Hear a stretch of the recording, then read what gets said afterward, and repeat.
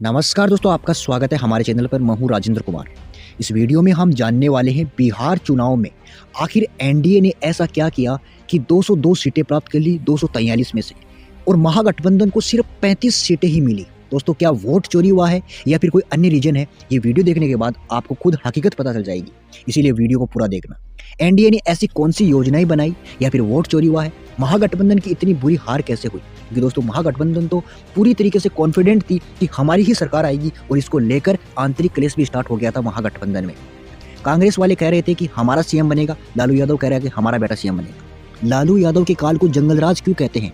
क्योंकि दोस्तों, ऐसे तो नहीं कहते, कुछ तो कांड किए होंगे। 2020 की तुलना में 2025 में किस पार्टी को कितनी ज्यादा या कम सीटें मिली? खेसारी लाल यादव की हार कैसे हुई? क्योंकि इस बंदे ने तो कहा था कि मेरे को हराने वाला माइका लाल आज तक पैदा नहीं हुआ है। प्रशांत किशोर, इस महाशय का क्या कहना? ये महाशय तो कह रहा था कि मुझे 150 सीटें मिलेगी, लेकिन दोस्तों इसकी पार्टी ने खाता तक नहीं खोला, और जाते जाते इसने जनता से एक वादा किया है। दोस्तों, कि यह वादा निभाएगा या नहीं निभाएगा? देखिए, सबसे पहले आप देख सकते हो एनडीए ने 243 में से 202 सीटें जीती है, जिसमें मुख्यतः एक तो भारतीय जनता पार्टी बीजेपी, जिसको पहली बार बिहार में सबसे ज्यादा सीटें मिली है, 89 सीट, पिछली बार की तुलना में 15 सीट ज्यादा। जनता दल यूनाइटेड जेडीयू, नीतीश कुमार की पार्टी है, 85 सीट मिली है, पिछली बार की तुलना में 42 सीट ज्यादा। चिराग पासवान की पार्टी है लोक जनशक्ति पार्टी, 19 सीट जीती है, पिछली बार 1 सीट, यानी कि पिछली बार की तुलना में 18 सीट ज्यादा जीती है। हिंदुस्तानी आवामी मोर्चा, जिसको 5 सीट मिली है। ये महागठबंधन की बात करें, जिसको मात्र 35 सीट, जिसमें राष्ट्रीय जनता दल, जो कि लालू यादव की पार्टी है, मात्र 25 सीटों पर सिमट गई, पिछली बार की तुलना में 50 सीट कम मिली है।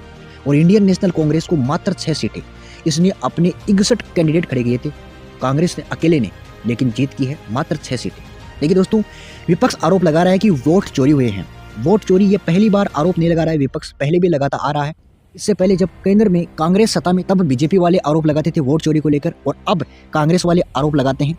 वोट चोरी की अगर बात करें तो पहले तो मैं आपको बता दूं कि वोट चोरी आपको वीडियो देखने के बाद पता चल जाएगा, लेकिन इससे पहले जब तक रिपोर्ट हकीकत सबूत के साथ नहीं आती है, तो हम वोट चोरी को लेकर कहीं कुछ भी नहीं कर सकते। इन दोनों गठबंधनों से अलग एक पार्टी है ऑल इंडिया मजलिस, जो कि मुस्लिम पार्टी है, ओवैसी साहब की, जिसने 5 सीटें जीती है। बहुत ही कम कैंडिडेट उतार कर भी कांग्रेस के लगभग बराबर सीटें जीती है। आपको बता दूं कि सीट जीतने के बाद ओवैसी साहब ने मीडिया में कहा था कि मैंने महागठबंधन में शामिल होने की पूरी कोशिश की थी, लेकिन इन्होंने मुझको शामिल नहीं किया, और मैं इनका शुक्रिया अदा करना चाहता हूँ। तो कहीं ना कहीं ये भी महागठबंधन के लिए एक माइनस पॉइंट रहा। अब बात करते हैं एनडीए सरकार की योजनाएं। देखिए, वोट चोरी का अलग मामला है, लेकिन कहीं ना कहीं इन योजनाओं को देखकर आपको लगेगा कि वाकई में एनडीए को वोट चोरी से जीत मिली है या फिर इन योजनाओं से जीत मिली है। पहला पॉइंट है एनडीए गठबंधन में एकता। देखिए, मैं ये नहीं कह रहा कि एनडीए में आंतरिक क्लेश नहीं है, जैसा कि चुनाव से पहले ही महागठबंधन में आंतरिक क्लेश शुरू हो गया था। लेकिन दोस्तों, एनडीए में आंतरिक क्लेश है, लेकिन बहुत ही न के बराबर। जैसा नरेंद्र मोदी और अमित शाह डिसाइड करते हैं, लगभग वैसा ही होता है। कभी भी एनडीए गठबंधन चुनाव के पहले अपने सीएम का चेहरा डिसाइड नहीं करते हैं। दोस्तों, आपने महाराष्ट्र के चुनाव में भी देखा होगा, पिछली बार जब शिवसेना को ज्यादा सीट मिली थी तो शिवसेना का मुख्यमंत्री था। अब की बार बीजेपी की ज्यादा सीटें हैं महाराष्ट्र में, तो बीजेपी का मुख्यमंत्री है। और यही स्ट्रैटेजी इन्होंने दिल्ली में अपनाई। दिल्ली में बिना सीएम उतारे इन्होंने चुनाव लड़ा और जीते भी। इसके अलावा बिहार में बिना सीएम का चेहरा खड़ा किए इन्होंने डिसाइड नहीं किया नीतीश कुमार ही सीएम होंगे, और दोस्तों चुनाव लड़ा। इसके अलावा प्रभावी चुनाव प्रचार, जितना चुनाव महागठबंधन ने किया है उससे दोगुना प्रचार एनडीए ने किया है। जातिगत राजनीति में सामंजस्य। देखिए, एनडीए ने बिहार की जटिल जातिगत राजनीति को समझकर अलग अलग जातियों को साथ लाकर मजबूत गठबंधन बनाया। बिहार में कुर्मी, ईबीसी, दलित, इन जातियों के ही कैंडिडेट खड़े कर दिए, जिससे एनडीए को फायदा मिला, जबकि विपक्ष ज्यादातर यादव और मुस्लिम गठबंधन पर ही निर्भर रहा। कल्याण योजनाओं और विकास का संतुलन। देखिए, पहले भी एनडीए गठबंधन में थी तो कई योजनाएं पहले से बिहार में चल रही थी। दोस्तों, ये पहली बार नहीं है। हर राजनीतिक पार्टी जब भी सत्ता में होती है तो जैसे ही चुनाव आते हैं कुछ ना कुछ काम कराते हैं, और एनडीए ने भी चुनाव से पहले कई एयरपोर्ट्स का बिहार में निर्माण करवाया, विश्वविद्यालय भी खुलवाए, एम्स का भी निर्माण करवाया। इसके अलावा एक योजना जो कि चुनाव से जस्ट पहले चालू की गई थी, इनके लिए बेहतरीन साबित हुई, वो है 29 अगस्त मुख्यमंत्री नीतीश कुमार ने महिला रोजगार योजना का ऐलान कर दिया, जिसमें कहा गया कि 18 साल से लेकर 60 साल की महिलाएं बिजनेस शुरू करने के लिए 2 लाख रुपए दिए जाएंगे। और यही नहीं, चुनाव से पहले 1.21 करोड़ महिलाओं के खातों में 10-10 हजार रुपए पैसे भेज दिए। और इसका प्रभाव आप खुद देख सकते हो कि जहां 2020 के विधानसभा चुनाव में लगभग 60% महिलाओं ने वोट किया था और 54% पुरुषों ने वोट किया था, और 2025 के विधानसभा चुनाव में 71% महिलाओं ने वोट किया है और 65% पुरुषों ने वोट किया है। अब आप सोचोगे कि पुरुषों का प्रतिशत इतना कम कैसे है? देखिए, बिहार के ज्यादातर पुरुष अन्य स्टेट्स में मजदूरी करते हैं, जिससे वो समय पर यहाँ पर पहुँच नहीं पाते। इस वजह से पुरुषों का प्रतिशत कम है। इसके अलावा भी एनडीए सरकार ने बहुत सारी महिलाओं के लिए, लड़कियों के लिए, जैसे कि साइकिल वितरण योजना है, शराबबंदी पर रोक लगाना है। अब जानते हैं कि आखिर लालू यादव के काल, जो कि 1990 से लेकर 2005 तक है, जंगल राज क्यों कहते हैं। इस काल में अपहरण, फिरौती, सड़क डकैती, हत्या आदि की संख्या इतनी बढ़ गई थी। उदाहरण के लिए 2001 से लेकर और 4 के बीच में फिरौती के लिए अपहरण के 1500 से अधिक मामले दर्ज हुए थे। इसके अलावा कानून व्यवस्था का गिरता हुआ स्तर, पुलिस और प्रशासन इतना कमजोर था कि कई बार अपराधियों के साथ पुलिस वाले भी मिलीभगत करते हुए पाए गए। शाम होते ही लोग घरों में छिप जाया करते थे, लोग सड़कों पर निकलने से डरते थे। और इसी जंगल राज का फायदा एनडीए ने उठाया। चुनाव के दौरान एक सोशल मीडिया पर नैरेटिव भी चल गया कि अगर एनडीए के पास वोट नहीं आए तो हो सकता है आपको वही जंगल राज देखना पड़ेगा। तो इसी का एनडीए को कुछ ना कुछ प्रतिशत फायदा हुआ, क्योंकि जिसने इस जंगल राज को आंखों से देखा था उसके मन में कहीं ना कहीं ये विचार आ गया कि वाकई में ऐसा हो सकता है। जातिगत दंगे और सामाजिक तनाव, जातिगत टकराव और हिंसा आम बात हो गई थी। कई बार एक ही गांव में जातिगत झगड़े इतने बढ़ जाते थे कि पूरे गांव खत्म होने की नौबत आती थी। जैसे कि 1992 की 12 नरसंहार, 1996 की बाथानी टिल्ला नरसंहार जैसे कुख्यात मामले लालू यादव के कार्यकाल में देखे गए। मैं ये नहीं कह रहा कि बीजेपी के काल में बहुत ज्यादा विकास हुआ है, लेकिन दोस्तों कहीं ना कहीं बीजेपी इन जितने भी समस्याएं थी इन पे नियंत्रण पाया है। राजनीति का अपराधीकरण, लालू यादव के काल में आपको बता दें कि बहुत ज़्यादा पॉलिटिशियंस अपराध में लिप्त हो गए थे।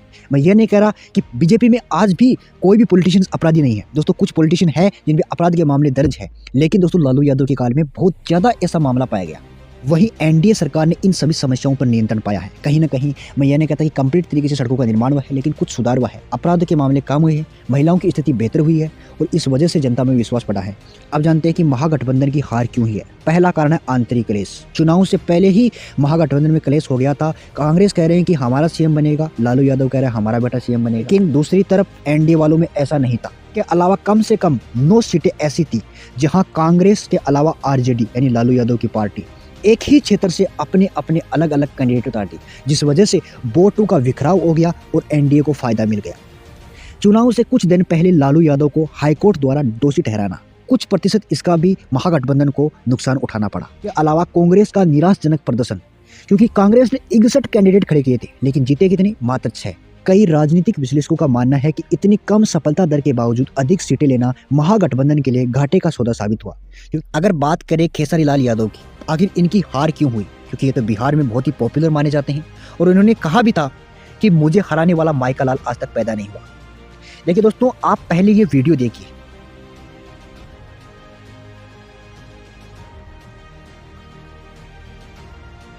क्या दोस्तों इस वीडियो को देखने के बाद आपका फैमिली मेंबर या पेरेंट्स ऐसा कहेगा कि इसको वोट देना जो हमारे बिहार की कल्चर को सुधारा है? नहीं दोस्तों, ये एक सुधार नहीं रहा है, ये हमारे कल्चर को बिगाड़ रहा है। अश्लीलता जो इंसान फैलाए, क्या वो समाज सुधारक हो सकता है? समाज का लीडर कैसे हो सकता है? बस आप में से बहुत सारे ये भी सोचेंगे कि ये तो फ्रीडम है और फिल्म इंडस्ट्री में ऐसा होता भी है। दोस्तों फिल्म इंडस्ट्री में करिएगा, लेकिन अगर आप समाज में एक लीडर के तौर पे खड़े हो रहे हो तो आपको कुछ ना कुछ मर्यादा बनानी पड़ेगी। फिल्म इंडस्ट्री से भी तो चिराग पासवान भी आते हैं जिनकी पार्टी ने 19 सीटें जीती है, लेकिन क्या उनका कभी अश्लील वीडियो देखा है? और इनको हराने वाली एक सीधी सी लड़की मैथिली ठाकुर, वो भी सिंगर है, क्या उनका कभी अश्लील वीडियो देखा आपने? तो फिर ये इंसान कैसे जीत सकता है? अब एक बात सोचो, क्या अश्लीलता फैलाने वाले को वोट मिल सकता है? नहीं दोस्तों। इस महाशय की बात करें, अब ये है प्रशांत किशोर। इस महाशय का क्या कहना, इन्होंने कहा था कि हमारी पार्टी या तो 150 पार जाएगी या फिर 10 से कम रह जाएगी। इनकी पार्टी ने एक भी सीट नहीं जीती। ऐसा क्यों हुआ? तो आपको बता दें कि ये बंदा पहले भारत में जितनी भी क्षेत्रीय पार्टी है, चाहे बीजेपी हो, कांग्रेस हो, ममता बनर्जी की पार्टी हो, नीतीश कुमार की पार्टी हो, लालू यादव की पार्टी हो, तमिलनाडु सरकार की पार्टी हो, लगभग जितनी भी पार्टी है उनके लिए एडवाइजरी का काम किया था। यहाँ तक कि उनमें जगह बनाने की भी बहुत कोशिश की थी, लेकिन किसी भी पार्टी ने इनको इम्पोर्टेंस नहीं दिया। अब एक बात सोचिए कि जो बंदा किसी पार्टी का ना हो सका वो क्या जनता का हो पाएगा? दोस्तों नहीं। और कहीं ना कहीं इसी फैक्टर को लेकर उनको हार का सामना करना पड़ा। मैं ये नहीं कहता कि ये बंदा काम नहीं कर पाता, बिहार के लिए हो सकता है काम करता, लेकिन जो बंदा किसी पार्टी के विश्वास के लायक नहीं है वो क्या पता जनता के लिए कैसा काम करता। इस इंसान ने एक बात कही थी, अगर नीतीश कुमार की पार्टी ने 25 सीटें भी जीत ली ना तो मैं राजनीति छोड़ दूंगा। अब ये राजनीति छोड़ते हैं या नहीं छोड़ते हैं मैं ये नहीं कहता, मुझे विश्वास नहीं है कि ये राजनीति छोड़ देंगे। वैसे दोस्तों आप भी कमेंट में अपने विचार रख सकते हो। अगर वीडियो पसंद आए तो लाइक कर देना और चैनल को सब्सक्राइब करके बेल आइकन के बटन को दबा लीजिए ताकि इसी तरह की सच्ची इन्फॉर्मेशन आपको मिलती रहेगी। जय हिंद, जय भारत। मिलते हैं दोस्तों अगले वीडियो में। धन्यवाद।